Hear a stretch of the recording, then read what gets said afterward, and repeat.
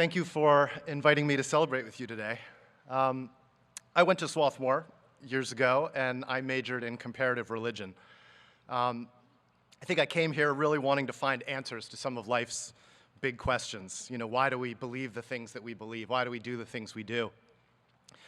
And at graduation, though, I remember a friend of mine saying to me, I'm still confused, but just at a higher level. And in the years since then, I still haven't found a lot of black and white answers to life's big questions. But one of the things I like about making movies is that it forces me to keep engaging, forces me to pay attention to the world around me.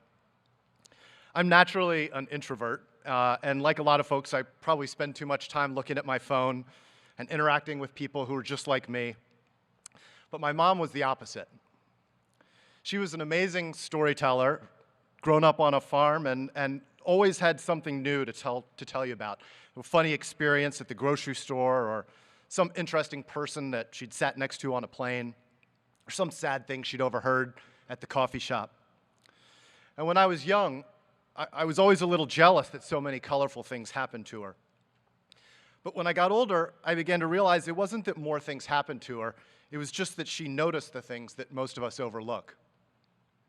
There's an old story I like about a man and a woman who are walking down a busy street in New York City, and there are horns honking and trucks roaring, and the woman says to the man, "Hey, you hear that cricket?" And the man stops and he strains his ear, and sure enough, there's this slight chirping of a cricket. And he told the woman, "You must have really amazing ears to be able to hear that." And the woman says, "No, my ears are the same as everybody else. It's just what you're listening for." And she said, "Watch this." And she reaches into her pocket and she drops a quarter on the sidewalk. And it makes this faint little clink, and everybody around pats their pockets and looks around to see whether they've dropped a quarter. And she says, "See, it's just a matter of what you're listening for." My mom was like that woman. She loved to spot details that were noteworthy and story-worthy. And she also loved drawing out strangers and getting to know people that most of us ignore.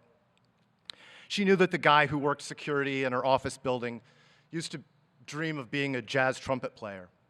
And she knew that the lady who cleaned the office had fled from Eastern Europe in the 1980s.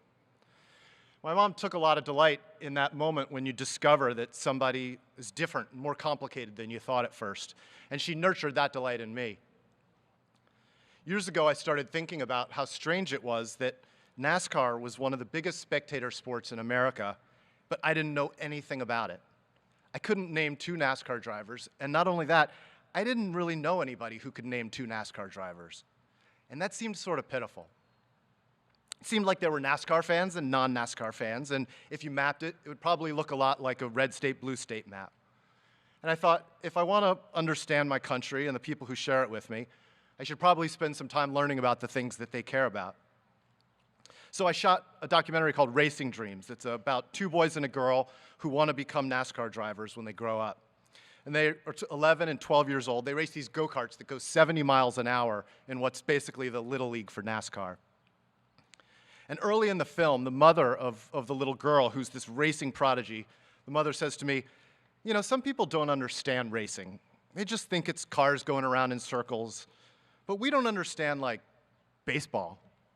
To us, that's just guys standing out in a field hoping somebody might hit them a ball, and they might not even hit it to them. And I love that comment so much because it reminds me that anything that you don't understand, whether it's racing or baseball or jazz or documentary film or religion, it all looks absurd from the outside.